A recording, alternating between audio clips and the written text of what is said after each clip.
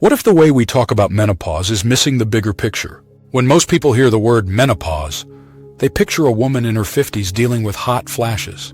But for millions, the transition begins much earlier, and the experience at 35 is very different from what happens at 45 or 55. This isn't just about symptoms, it's about how those changes affect your body and your long-term well-being. Today, we're going to explore what's really going on inside at each stage, why the experience varies so much, and what it means for your future health. This is the kind of conversation every woman deserves to have. Section 1, the menopause myth. What is it really? Let's start with what menopause actually is. It's not a disease or something that happens overnight. It's a natural transition. Technically, menopause is the point when a person has gone 12 months without a period. But the real journey starts in perimenopause, the years leading up to that moment, when hormone levels, especially estrogen, begin to shift. This journey looks different depending on when it starts. There are 3 general categories. Premature menopause, before age 40, affecting about 1% of women. Early menopause, between 40 and 45. Natural menopause, between 45 and 55, with the average age around 51. While all are caused by declining estrogen, the timing, pace, and effects on health can vary dramatically, kind of like the difference between a dimmer switch and someone flipping the lights off suddenly. Section 2. The reality at 35. Premature menopause. Imagine you're 35. You're building your career, maybe raising kids, or considering it. Then suddenly you're waking up soaked in sweat, feeling anxious for no reason and struggling to concentrate. It feels like your body's changing years before you expected. This is what many face during premature menopause, also known as primary ovarian insufficiency, POI.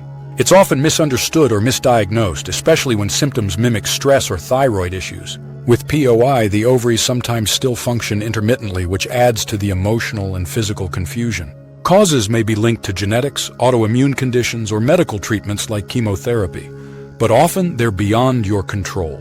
One of the biggest concerns with menopause at this stage is the extended time without estrogen. Estrogen helps support heart, brain, and bone health, and losing that support early may increase the likelihood of issues like bone thinning or cardiovascular changes over time. That's why early diagnosis matters. Treatment isn't just about symptom relief. It may involve working with a doctor to explore options like hormone therapy, which can help manage future health risks when tailored to your needs. Section 3. The reality at 45, early menopause. Now imagine you're in your mid-40s. Your cycle, once regular, becomes unpredictable.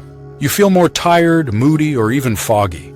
Yet you're still trying to juggle work, family, and maybe caring for older relatives. This is early menopause, which affects around 5% of women. It's a gray zone that can feel frustrating. You're too young for menopause in many people's eyes, but your symptoms say otherwise. Alongside hot flashes and sleep trouble, this stage can bring more subtle issues: heart palpitations, skin changes, joint discomfort, or shifts in libido. Because life is so busy at this stage, it's easy to overlook these signs, or have them misattributed to stress or burnout. Again, the earlier loss of estrogen can increase long-term health risks.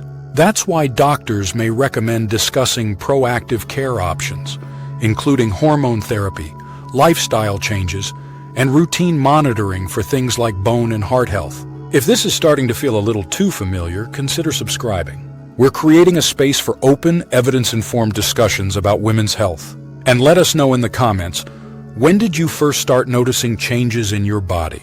Your story might help others realize they're not alone. Section 4. The reality at 55. Natural menopause. Finally, we come to natural menopause, most often occurring between ages 45 and 55. It's the transition that gets the most attention, but that doesn't mean it's simple. Symptoms can still be frustrating: mood swings, trouble sleeping, hot flashes, but they often come on more gradually. Perimenopause leading up to this point can last several years, allowing some time for the body to adjust. At this stage, the focus often shifts toward healthy aging. It's time to think about building long-term habits that support bone strength, heart health, cognitive function, and emotional well-being, like weight-bearing exercise, balanced nutrition, and sleep hygiene. Section 5. Advocating for yourself. At every age, no matter your age, self-advocacy is key. It's common to feel overlooked or dismissed. So here are a few steps that can help you be heard. Track your symptoms regularly. hot flashes, mood changes, sleep patterns, so you can bring clear information to your doctor. Ask about family history. When your mother or siblings experience menopause can offer helpful context. Seek out a second opinion if needed, especially from someone trained in menopause care. And if you're under 45 and have gone several months without a period, speak with your provider about possible hormonal causes. So yes, menopause at 35, 45, and 55 are entirely different realities. At 35, it's about early detection and future protection. At 45, it's about navigating change while balancing everything else in life. At 55, it's about embracing a new stage and making choices for long-term wellness. Your experience matters.